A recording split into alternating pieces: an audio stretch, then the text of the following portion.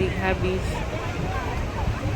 সমুদ্র এখন খুব উত্তাল, এখনো অবশ্য জোয়ার পুরোপুরি আসেনি, 11টাই হবে বিচ। পুরো আকাশটা খুব সুন্দর।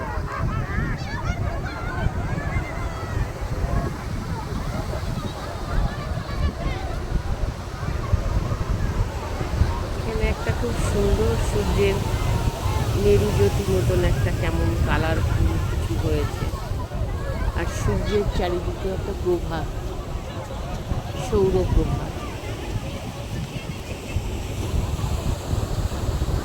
খুব কালারফুল একটা তোলা।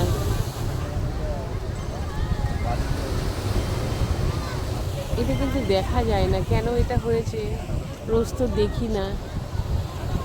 বেশ একটা রেইনবো টাইপের, তার আবার খানিকটা অংশ নিচেও রঙিন।